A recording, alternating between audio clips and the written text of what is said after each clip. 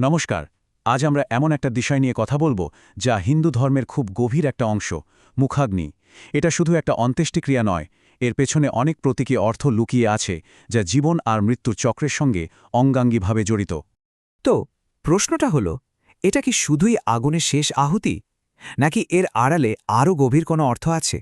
চলুন আজ এই রহস্যটাই একটু উন্মোচন করার চেষ্টা করা যাক। তাহলে সবার আগে জেনে নি মুখাগ্নি জিনিসটা ঠিক কি। সহজ ভাষায় এটা হিন্দু অন্ত্যেষ্টিক্রিয়ার অন্ত্যেষ্টির একটা খুব গুরুত্বপূর্ণ পর্ব। এই সময় মৃত ব্যক্তির মুখে বা মুখের কাছাকাছি পবিত্র আগুন দেওয়া হয়। নামটা শুনলেই কিন্তু এর মানেটা অনেকটা পরিষ্কার হয়ে যায়, তাই না? মুখ আর অগ্নি, এই দুটো শব্দ মিলেই তৈরি হয়েছে মুখাগ্নি। আচ্ছা, এই রীতিটা ঠিকমতো বুঝতে গেলে আমাদের এর পেছনের যে কর্তব্যের ধারণাটা আছে সেটাকে আগে বুঝতে হবে। আর এই কর্তব্যের কেন্দ্রে আছে একজন পুত্র, মানে ছেলে। এখন প্রশ্নটা হলো, কেন এই কাজটা ঐতিহ্যের দিক থেকে সবসময় বড় ছেলের উপরেই বর্তায়? এর কারণটা কিন্তু শুধু প্রথা মেনে চলা নয়, এর শিকড় আরও অনেক গভীরে। এর পেছনে কিন্তু অনেকগুলো কারণ জড়িয়ে আছে। প্রথমটা হলো ধর্ম, নিজের পবিত্র কর্তব্য পালন করা। হিন্দু বিশ্বাস অনুযায়ী বাবা মায়ের প্রতি এটা সন্তানের একটা বড় দায়িত্ব। এর সাথে জড়িয়ে আছে আধ্যাত্মিকতার প্রশ্ন। যেমন মনে করা হয় যে এই কাজের মধ্যে দিয়ে বংশের ধারাটা বজায় থাকে। আর সবচেয়ে জরুরি যে বিশ্বাসটা কাজ করে তাহলে এই যে মুখাগ্নির মাধ্যমে মৃত ব্যক্তির আত্মা জাগতিক সব মায়া, সব বন্ধন কাটিয়ে পরলোকের শান্তিতে যাত্রা করতে পারে। আর এই সব কিছুর মূলে যে ধারণাটা রয়েছে সেটা হলো পিতৃঋণ। এটা কিন্তু টাকা পয়সার দেনা পাওনার মতো কোনো ঋণ নয়, এটা হলো একটা আধ্যাত্মিক ঋণ।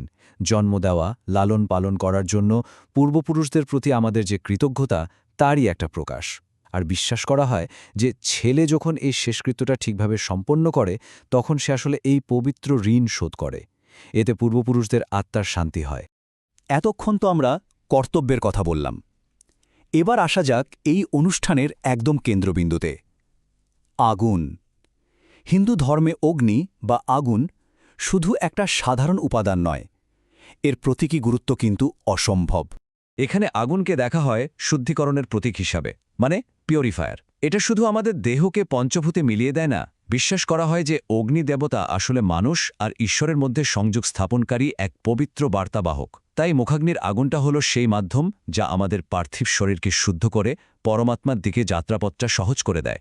কিন্তু একটা প্রশ্ন মনে আসতেই পারে, তাই না? আগুন তো দেয়া হচ্ছে, কিন্তু ঠিক মুখের কাছেই কেন? এর কারণ হলো মুখ আমাদের জীবনের অনেক কিছুর প্রতীক। আমাদের কথা বলা, আমাদের শ্বাসপ্রশ্বাস, আমাদের বেঁচে থাকা সব কিছুর কেন্দ্রবিন্দু।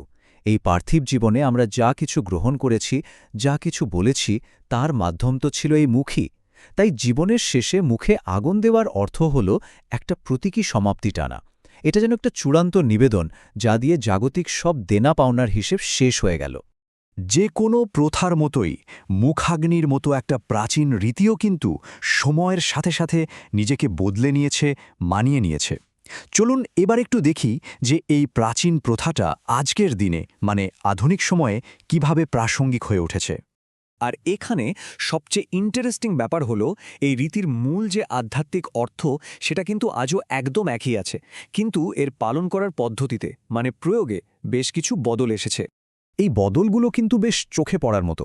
যেমন ধরুন, আগে যেখানে ভাবা হতো যে শুধু বড় ছেলেই এই কাজটা করতে পারে, সেখানে এখন কন্যারাও সমানভাবে এই দায়িত্ব পালন করছে, এবং সেটা সামাজিকভাবে স্বীকৃত। কঠোর নিয়মকানুনের বেড়াজাল থেকে বেরিয়ে এসে এখন মূল ফোকাসটা এসে দাঁড়িয়েছে শ্রদ্ধা আর কর্তব্যের অনুভূতির ওপর। কে করছে তার চেয়েও বড় হয়ে উঠেছে কিভাবে করা হচ্ছে, কি অনুভূতি নিয়ে করা হচ্ছে। আক্ষরিক অর্থের চেয়ে এর ভেতরের যে আধ্যাত্মিক তাৎপর্য, সেটাই এখন প্রধান। তো আজকের এই পর্বটা শেষ করার আগে একটা প্রশ্ন রেখে যেতে চাই।